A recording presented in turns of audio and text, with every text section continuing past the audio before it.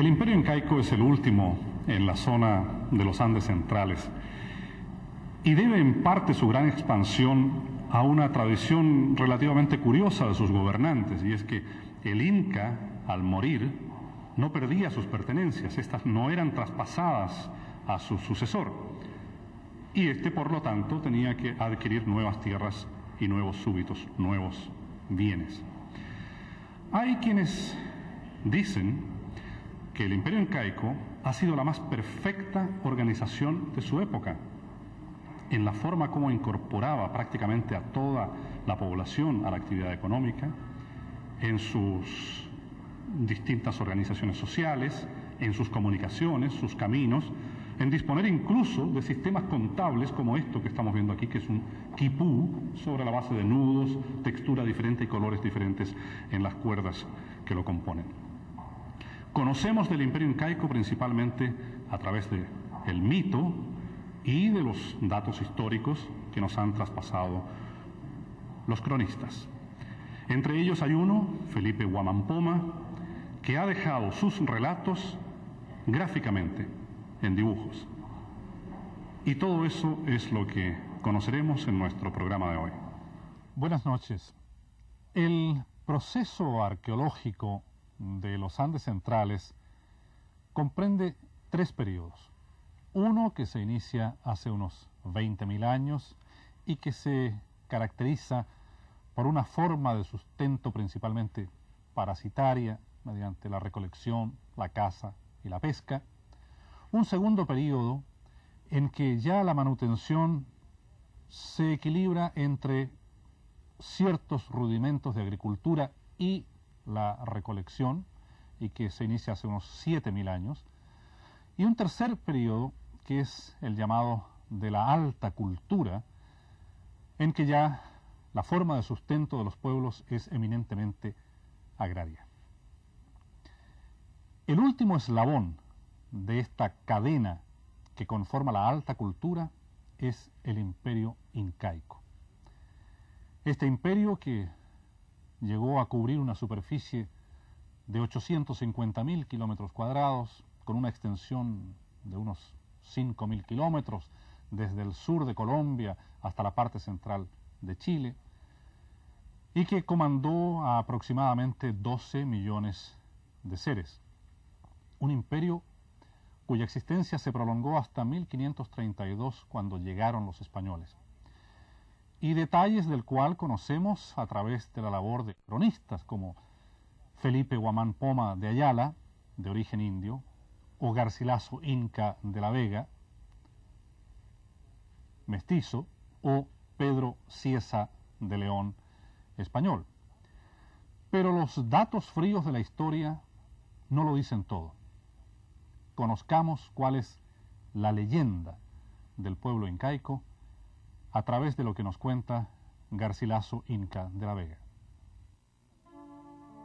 La leyenda que el cronista transcribe en su libro Comentarios Reales tiene sus inicios en el lago Titicaca, y dice así: Nuestro padre el Sol, viendo los hombres que vivían como bestias, se apiadó y tuvo lástima de ellos, y envió a la tierra un hijo y una hija de los suyos, para que los adoctrinasen en el conocimiento de nuestro Padre el Sol, para que lo adorasen y tuviesen por su Dios, y para que les diesen preceptos y leyes en que viviesen como hombres, en razón y urbanidad, para que habitasen en casas y pueblos poblados, sabiesen labrar las tierras, cultivar las plantas y mieses, criar los ganados, y gozar de ellos y de los frutos de la tierra como hombres racionales y no como bestias.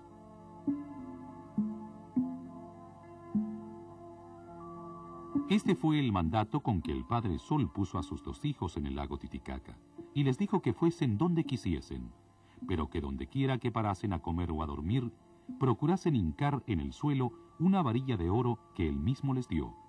Donde esta barra se les hundiese con solo un golpe, allí quería el Sol que parasen e hiciesen su asiento y corte.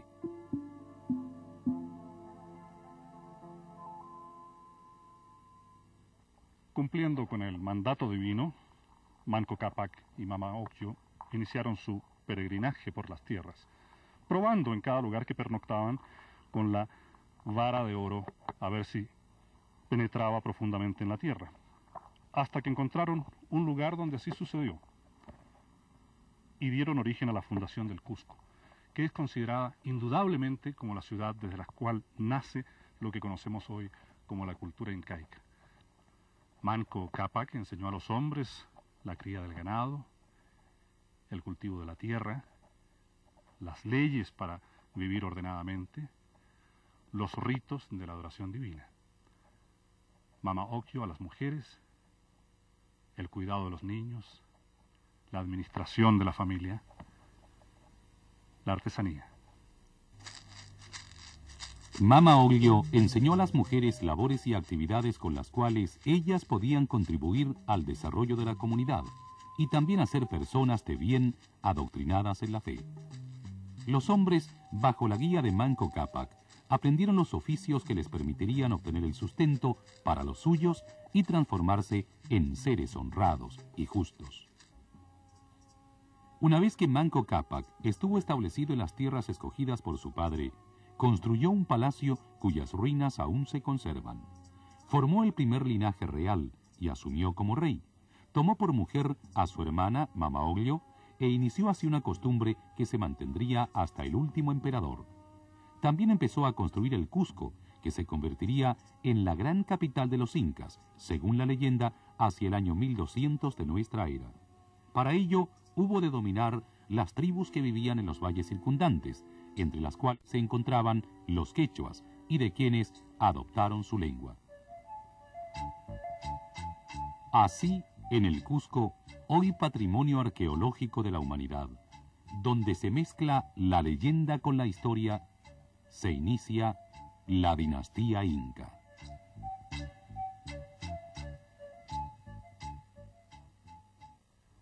La auténtica enumeración de los monarcas incas atendiendo a sus reinados se pierde en la leyenda. Algunos historiadores no quieren aceptar como verosímiles a los primeros personajes. Otros, en cambio, dicen que es demasiada la concordancia en las leyendas como para no confiar en la credibilidad histórica de determinados personajes. Es por eso que el desarrollo cronológico de la historia de estos gobernantes se ha dividido en reyes legendarios, prohistóricos e históricos. Y en esta última categoría, la de históricos, caen solamente los últimos 5 gobernantes del imperio incaico. Es por eso que, para hacer especie de mitra semicircular de plumas de pájaro, prendiendo sus cabellos con un disco de oro que representaba al sol, símbolo de su dignidad. En el imperio inca existía una organización dual, es decir, se hallaba dividido en 2 mitades o parcialidades con el objeto de establecer una diferenciación de parentesco entre los miembros del pueblo para fines de actos civiles y ceremoniales. El poder se alternaba entre ambas parcialidades, existiendo así varias familias o linajes reales.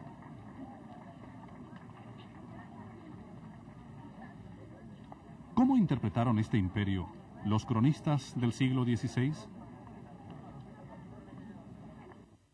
Los cronistas nos presentan una imagen desde Europa, una imagen en la cual, proveniente de una concepción histórica de la vida del mundo, organizan lo que ellos encuentran y transforman la información que reciben de una manera tal que los mitos, los ritos y las formas clásicas de presentación de la información que una sociedad como la andina proporciona se transforman en manos de los cronistas en una historia. La dificultad de entender esta historia presentada por los cronistas como una historia de carácter occidental es muy grande.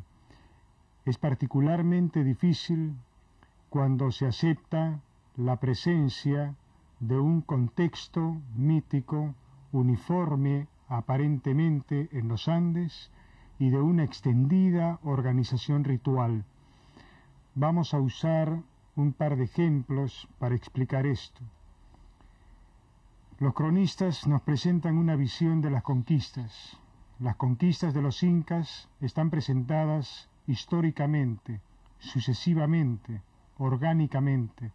Sin embargo, de la misma imagen del cronista, de la misma versión que proporciona, es posible extraer una conclusión diferente.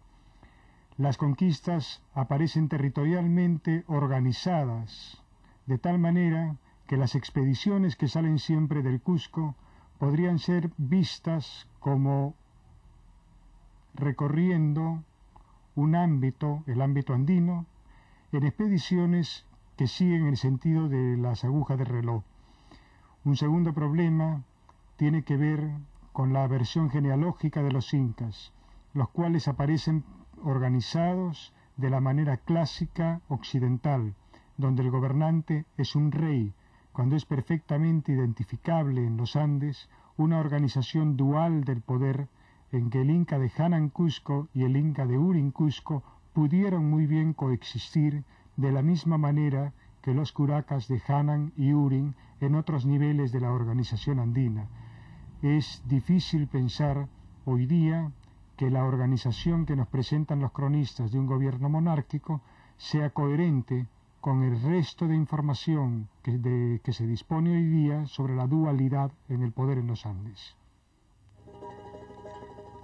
El Cusco, como capital de los incas, resumió varias funciones a la vez. Fue un centro religioso, ya que era sede del culto solar; político, pues allí residía el gobernante máximo; geográfico, se le consideraba el núcleo de las 4 partes del mundo; vial, era el principio y fin de todos los caminos; económico, era el centro de almacenamiento y redistribución; cosmopolita, pues vivían artesanos y especialistas provenientes de todas partes del imperio; y hasta lingüístico, pues el quechua, lengua del Cusco, era la oficial.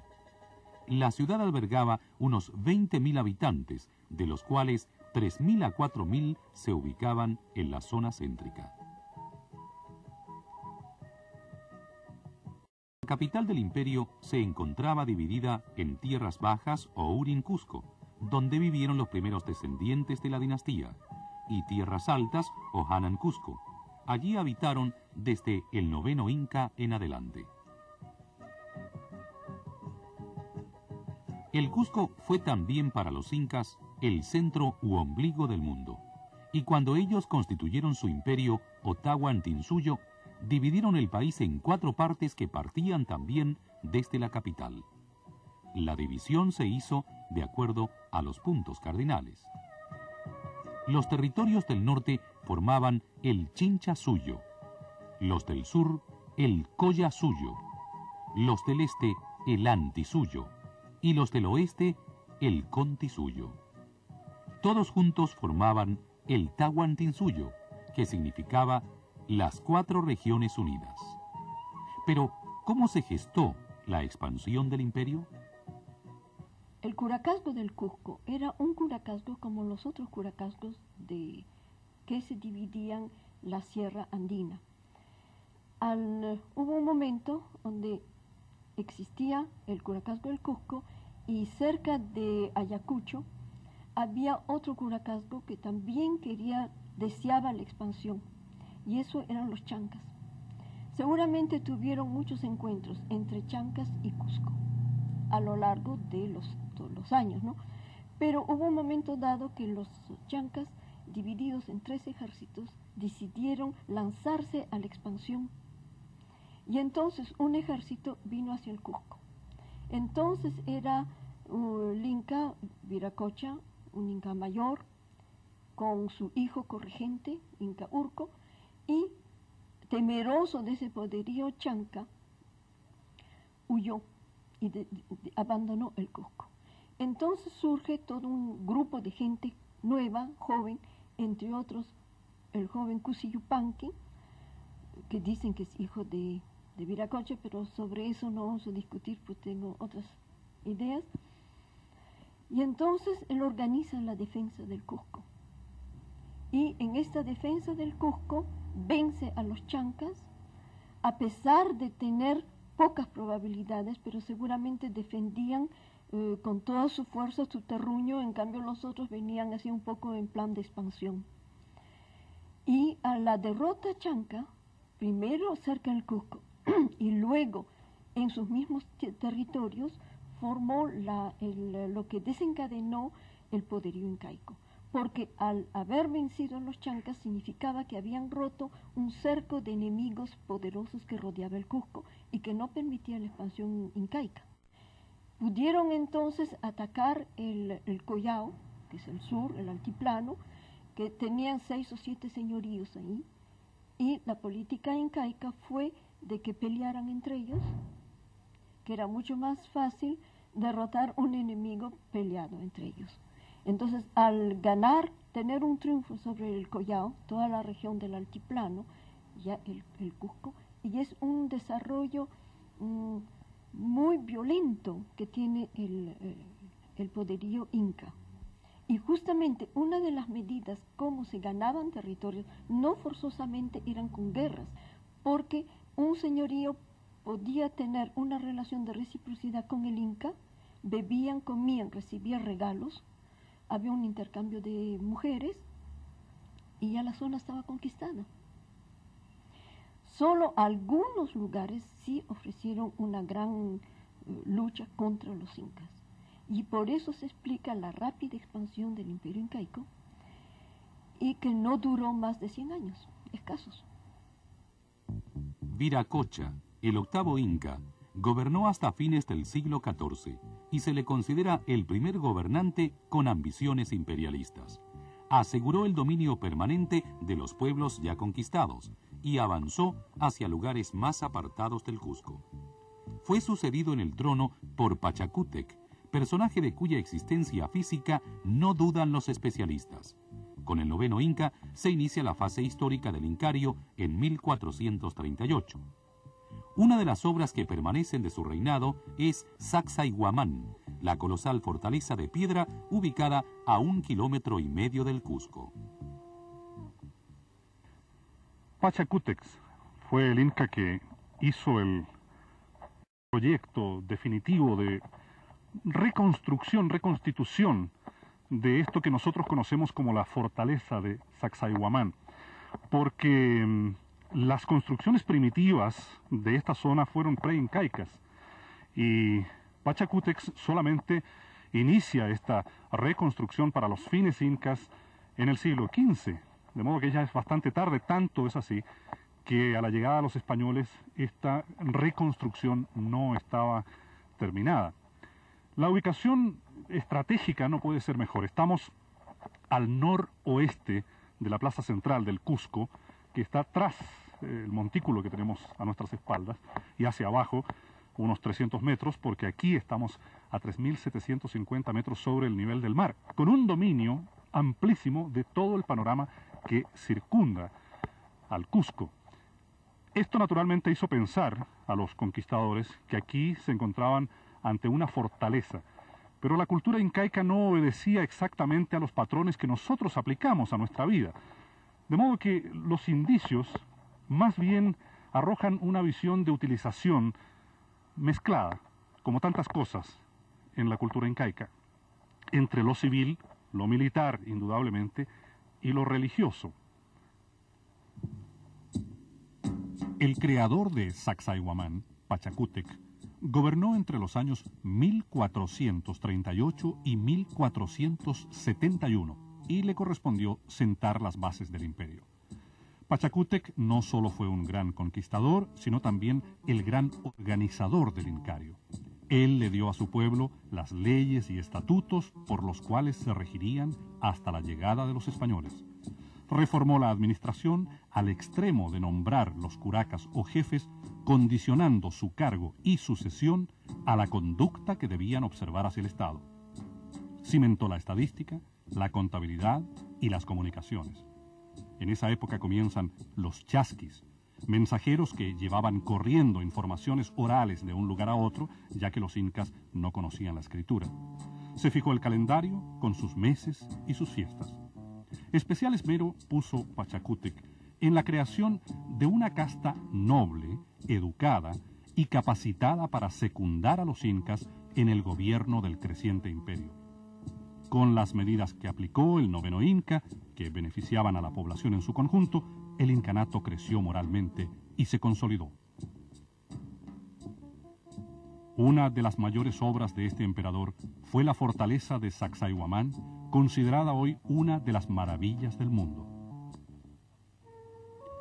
Pachacútec estableció centros de producción textil y minera e implantó la división tripartita de las tierras, para el sol, el inca y el pueblo. La masa plebeya estaba integrada por los Atunruna, que eran los hombres corrientes y cuya vida entera estaba destinada a demostrar que eran seres de provecho. También estaban los Mitimaes, que eran grupos de Atunrunas que con sus familias y enseres eran trasladados a las diversas provincias conquistadas por el Inca. En la última escala del pueblo se encontraban los llanas y las aquias, que eran servidores perpetuos. Los llanas podían casarse y sus hijos heredaban esta condición de sirvientes. Las aquias solo contraían matrimonio como concesión del monarca a un fiel servidor. Pero, ¿cómo se podría definir la organización del imperio? En primer lugar, quisiera precisar que para mí el Tahuantinsuyo es un estado menos impositivo y en realidad más redistributivo de lo que se nos presenta en cierto tipo de crónicas que, influidas por la imagen general de su época y tendiendo a la justificación de la invasión española, presentaron la imagen de un estado totalitario. Veamos un caso en el que se puede explicar mejor esta organización. En términos de la economía, por ejemplo, la economía andina es una economía sin mercado, sin moneda, sin comercio. Eso no quiere decir que no haya intercambio, sino que el intercambio funciona particularmente en torno a la reciprocidad y a la redistribución. Hay naturalmente muchos niveles de reciprocidad entre personas o grupos familiares, entre unidades étnicas, finalmente entre el Tahuantinsuyo y las unidades étnicas. Pero también nos encontramos con que el poder en todos los niveles, desde el Tahuantinsuyo hasta las organizaciones más pequeñas, ejerce una redistribución, es decir, utiliza la energía humana de la población para producir un conjunto de bienes que redistribuye a la misma población. Esto es lo que explica el enorme sistema de depósitos que aparecen a lo largo de todos los caminos incaicos y especialmente también en las grandes llamadas ciudades que son centros administrativos del Tahuantinsuyo. Un ejemplo concreto de este tipo de información que permite explicar la redistribución es que al Tahuantinsuyo no se le da un tributo, sino se le entrega energía humana. Los grupos étnicos entregan parte de su energía humana para la producción de bienes. El ejemplo más claro podría estar en Huánuco Pampa.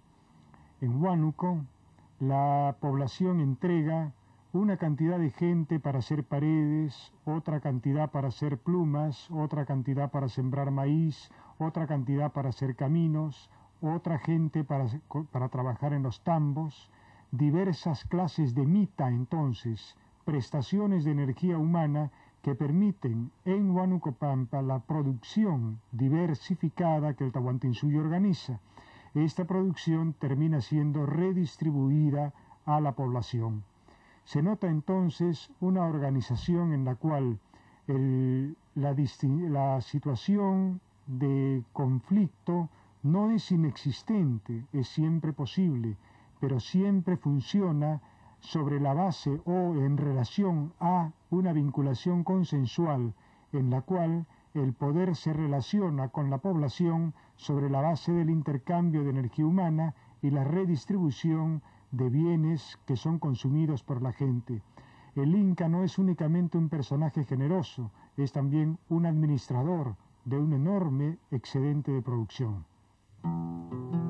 En el Imperio Inca, el trabajo fue obligatorio.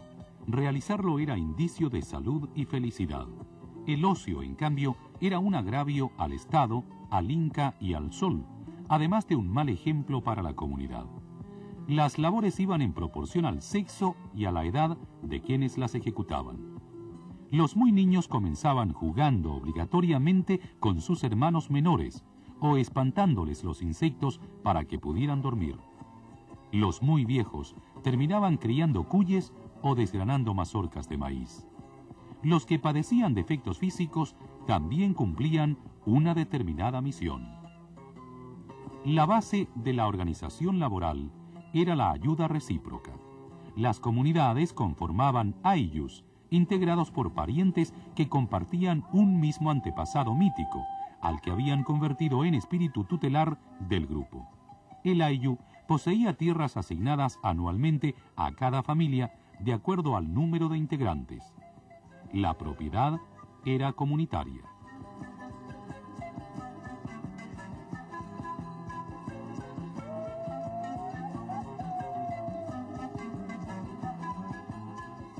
Existían 3 sistemas diferentes de trabajo. El AINI era la actividad laboral de todos los integrantes útiles de la comunidad. Se aplicó de preferencia al cultivo de la tierra para satisfacer las necesidades primarias de la población. La minca era un tipo de trabajo en beneficio del Estado y la religión, pues se cultivaban las tierras y se cuidaban los rebaños del Inca y del Sol. Finalmente estaba la mita, desempeñada solo por varones de 25 a 50 años de edad. Se establecían turnos, rotándose la población para explotar las minas, mantener caminos y puentes, realizar obras de construcción, de ingeniería hidráulica, el servicio militar y otras. Bajo el gobierno de Pachacútec, estos sistemas de trabajo alcanzaron una perfecta reglamentación. Era la segunda mitad del siglo XV. Por esa época, Inca Yupanqui adopta el nombre de Pachacútec, que en quechua significa algo así como transformador de la tierra o transformador de la patria.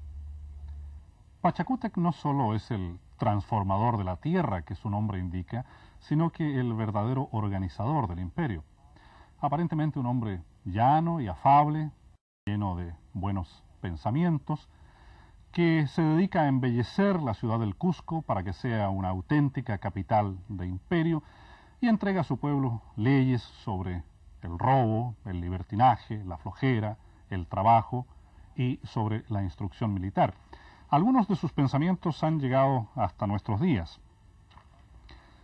Deben los jefes tratar con clemencia a los tímidos y castigar con severidad a los parlanchines. La ira es prueba de debilidad de carácter.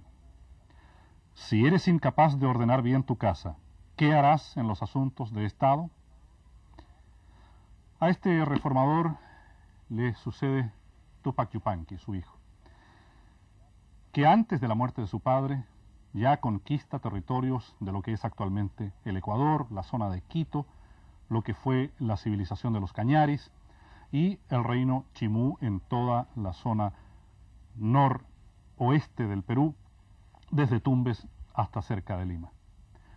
Ya coronado Inca, extiende sus dominios conquistando el altiplano boliviano, todo el sur del Perú, penetra en Chile hasta el Valle Central y por la Argentina hasta el sur de Mendoza. Intenta finalmente algunas incursiones al otro lado de los Andes hacia la selva, pero estas no se ven coronadas por el éxito. En todo caso, Tupac Yupanqui es el que da forma casi definitiva a las fronteras del imperio. Después de realizar sus brillantes conquistas, Tupac Yupanqui se dedicó a organizar el vasto imperio que abarcaba una extensión aproximada de 3.800 kilómetros. Había parajes, climas y costumbres diferentes en su territorio. El monarca realizó la repartición de la tierra e impuso la administración y justicia en todos los sectores del Tahuantinsuyo. Profundizó el sistema de los mitimaes, puesto en práctica, según se estima, por su padre Pachacútec. Se trasplantaban tribus enteras recientemente conquistadas a zonas sometidas y leales. Esta práctica permitía también desplazar a una población rebelde y vigilarla en una región cercana de la capital. Se tenía en cuenta así que el lugar a donde se llevaban tuviera características climáticas y geográficas similares a la tierra de origen, para no producir desadaptación. Esta medida era importante para que la persona siguiera siendo productiva para el incario. En las conquistas, el Inca actuaba con extrema prudencia, y el arma más empleada era sin duda la diplomacia. Los ex jefes de tribus conquistadas seguían a la cabeza del nuevo estado incaico y eran invitados al Cusco. Se pretendía así mantenerlos halagados y que conocieran la capital del gran imperio.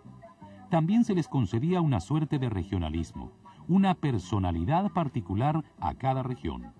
Bastaba cooperar y la libertad anterior seguía prácticamente intacta. La idiosincrasia de los pueblos casi nunca se veía atacada. Era sencillamente incitada a transformarse. Pero este imperio que abarcaba sierra, costa y valles transversales debía estar unido territorialmente, y los caminos imperiales fueron sin duda una de las maravillas del Tahuantinsuyo. Hernando Pizarro, hermano del conquistador español, llegó a opinar que no los había mejores en toda la cristiandad. Los caminos incaicos se hicieron para la agilidad del hombre y los auquénidos de carga. Por eso sus constructores emplearon la línea recta, la escalinata de gradas espaciadas o menudas, la rampa o plano inclinado y hasta cortos túneles abiertos en la roca viva. Tales caminos tenían por finalidad auspiciar viajes cómodos, aunque no rápidos. El ancho de ellos variaba mucho. Los hubo entre 2 y 14 metros. Pero, ¿fueron realmente los incas quienes construyeron esta red vial que unía a todo el imperio? Bueno, gran parte del camino incaico se construyó sobre rutas que ya existían. Los incas las alargaron a medida que iban aumentando sus dominios, procuraron hacerlos en trazado recto, construyeron una serie de puentes a fin de salvar los obstáculos del relieve y de esa manera permitir que el camino tuviese siempre recorrer la menor distancia posible. Cada cierto trecho de estos caminos existían lo que se llamaban tambos, que eran unas especies de aposento donde los viajeros encontraban alimento y podían descansar, pasar la noche. Aquí también se hallaban los chasquis, los mensajeros que el Inca utilizaba para transmitir recados a lo largo de todo el imperio. Ahora, el camino debió haber sido recorrido esencialmente por funcionarios administrativos, por cuanto una de las prohibiciones que el Inca hacía a las poblaciones por él dominadas era el trasladarse de un lugar a otro, no lo podían hacer sin permiso.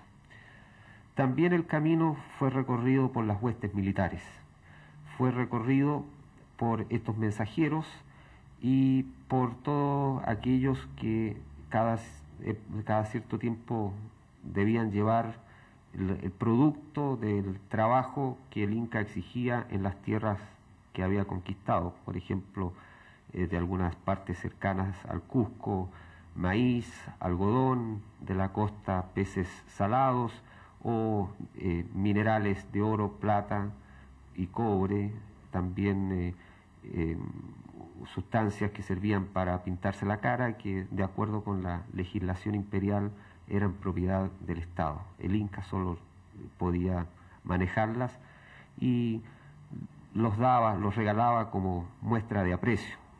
De ese modo él tenía elementos con los cuales retribuir los servicios que le prestaban. Y la gente común era muy improbable que pasase por estos caminos.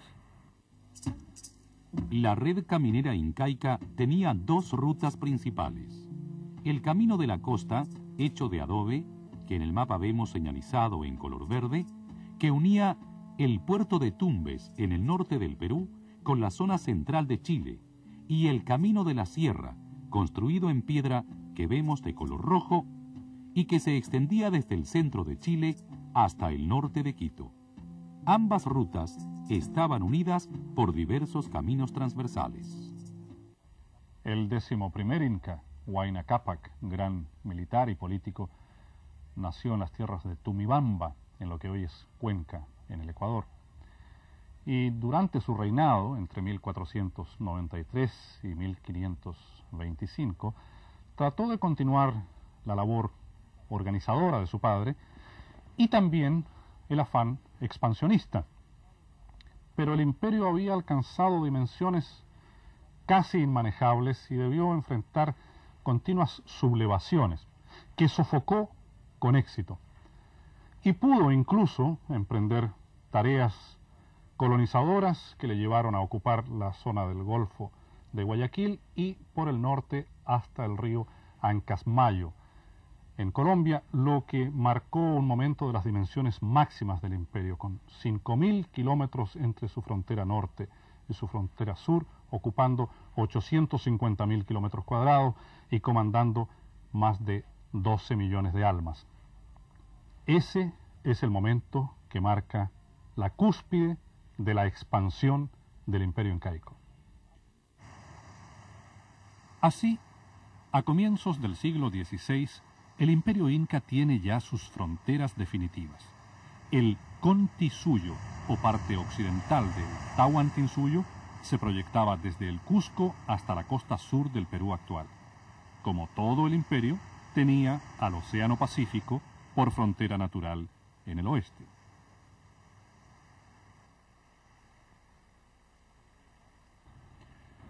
El río Maipo, a algunos kilómetros al sur de Santiago. Este río marcaba el límite sur del Tahuantinsuyo y más propiamente del Collasuyo, la parte sur del imperio de los incas. De aquí para allá, hasta el río Maule, intentonas de conquista, exploraciones, lucha durante décadas contra los araucanos. Pero el dominio inca, el dominio efectivo, llegó hasta este río, hasta el Maipo. Esta era la frontera sur de un imperio que se extiende hasta el norte en el río Ancasmayo de Colombia.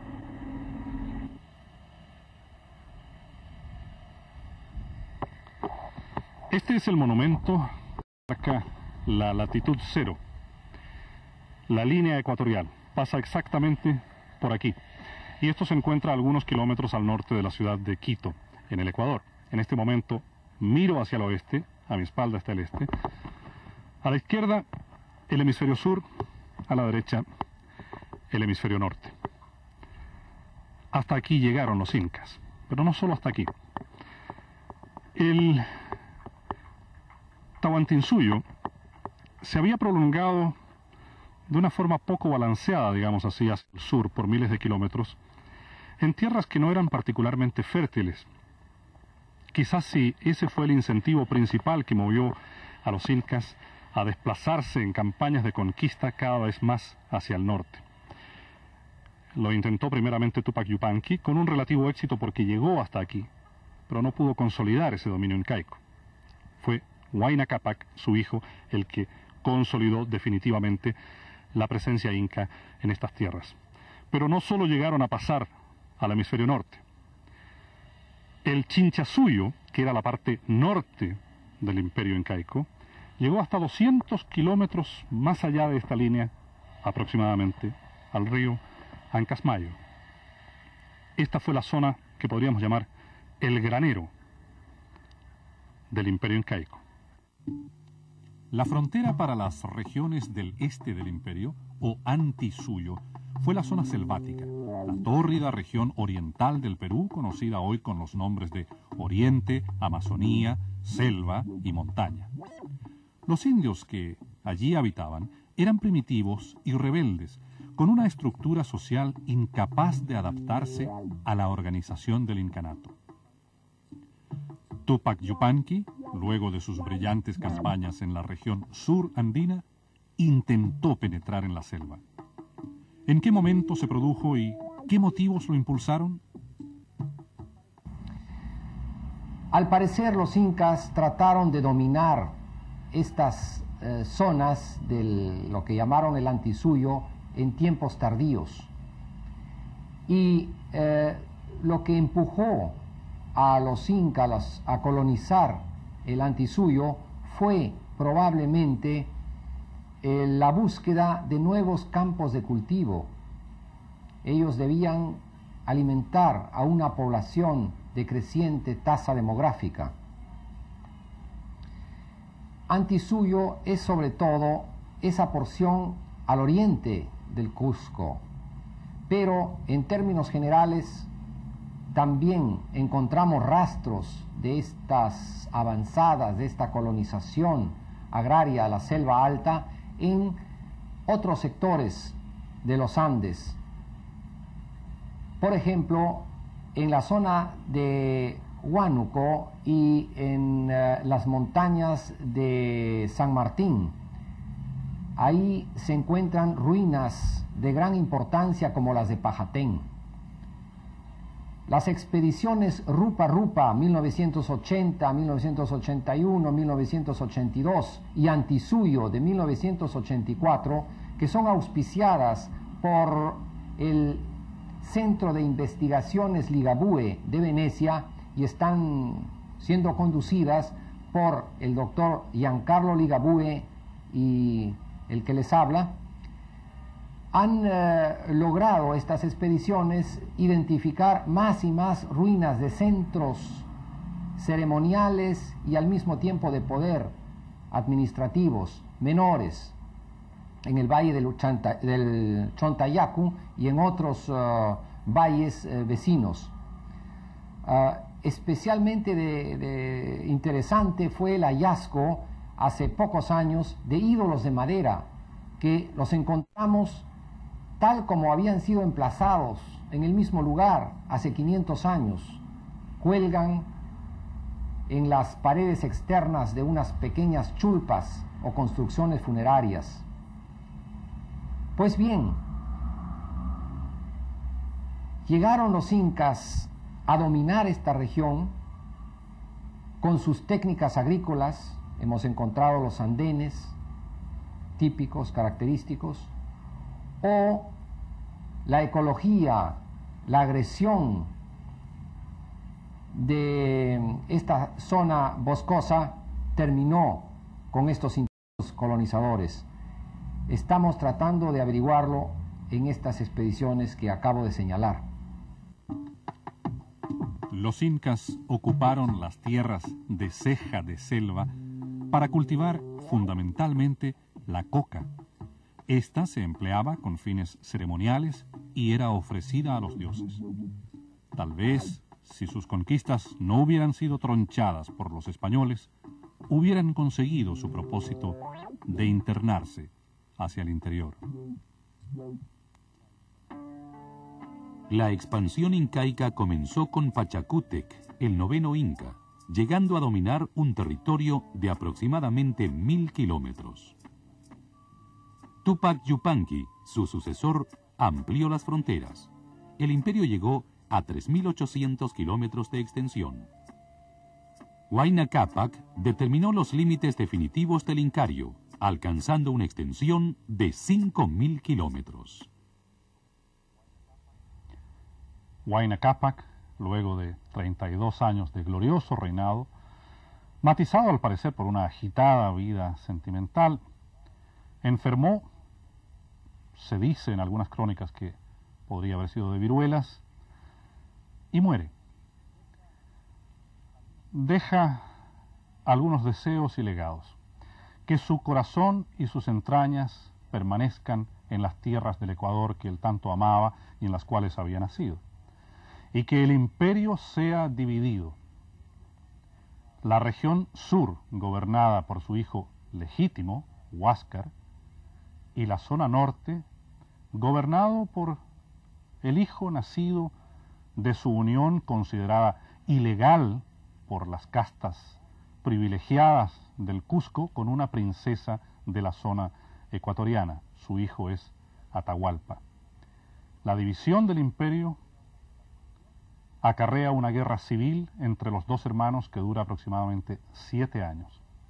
Eso lo debilita frente a la llegada de los españoles, que no tardará, y de la cual se dice que Huayna Cápac tuvo informaciones antes de morir. Son 3 siglos y medio de brillo y de realizaciones que revisaremos en nuestro próximo programa. Para los conquistadores españoles primero, y luego para las generaciones que se han sucedido a través de los siglos, el descubrimiento del Imperio Inca ha sido una enorme sorpresa por el gran avance encontrado en el campo de la arquitectura, agricultura, astronomía, medicina, metalurgia y arte. También la forma de organización social, económica y política del Incario ha sido motivo de profundas controversias y estudios. Para algunos es la expresión de una civilización semi-esclavista. Para otros es la manifestación de un estado perfecto donde no se conoció el hambre ni la pobreza extrema y donde ciertos valores morales fueron respetados por todo un pueblo. Muchos aspectos desarrollados por el Incario aún no han sido asimilados por Occidente, pero siempre subsiste el anhelo por descubrir y conocer aquellas fases que le dieron su sello distintivo, el legado cultural del Imperio Inca. Hoy hemos revisado la historia de la gestación y la expansión del Imperio Incaico. En nuestro próximo programa esperamos conocer detalles sobre su gloria y esplendor. Por ahora, muchas gracias. Buenas noches.